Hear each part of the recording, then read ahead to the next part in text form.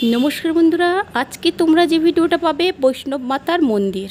चलो आमरा सकले देखते थाकी भिडियोटा, केउ स्किप करबे ना, भिडियोटा पुरो देखबे। आमरा एखन प्राय 150-200 खानार सीढ़ी भेंगे नीचे नामबो। और ये मंदिरटी कोथाय अवस्थित? दार्जिलिंगे। যারা মেলে গেছো মেলের পাশে, মেল থেকে প্রায় 15 মিনিট হেঁটে গেলেই মন্দিরটা পেয়ে যাবে। মহাকাল মন্দিরের পাশে।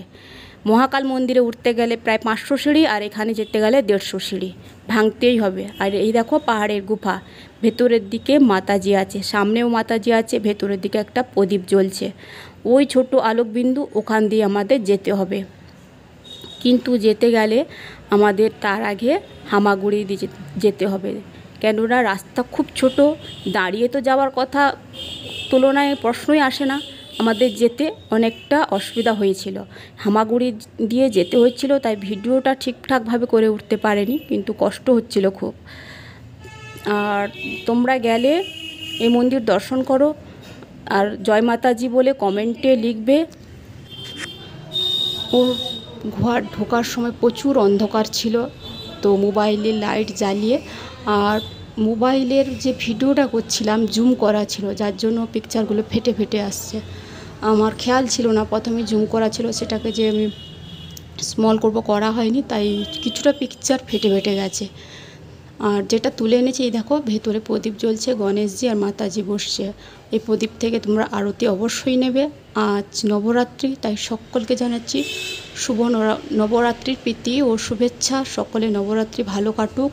কাল রামনবমী, সকলে রামনবমীর শুভেচ্ছা রইল। আর এটা তো আদি পুজো, বাসন্তী পুজো, আমাদের এখানে তো মেলা বসে গেছে, দেখিয়ে দিয়েছি। আর আমরা দেখে বেরিয়ে আসছি ওখানে গুহা থেকে। এটা তো সামান্য, ওই বেরোবার সময় কিছুটা হামাগুড়ি দিতে হবে আর কিছুটা ধেপে আসতে হবে, একদম মাথা তুলবে না, মাথায় কিন্তু আঘাত লেগে যাবে। পাহাড়ের খোঁচা খোঁচা অংশগুলো আছে, মাথা ফেটে যেতে পারে, সাবধানে যাবে, কেয়ারলিভাবে। মন্দিরটা দেখলে মনে হয় খুব জাগ্রত। অনেকটা উপরে যেতে হচ্ছে, চতুর্দিকে ওড়না দিয়ে মাতাজিকে দিয়েছে সব। আর ওখানে বেশিরভাগ শিবের ঠাকুর থাকে আর মাতাজি। আমরা কয়েকটা সেলফি নিলাম, ভালো লাগলে লাইক শেয়ার করতে ভুলো না, কমেন্ট অবশ্যই করো। আর দেখতে থাকো ভিডিওটা।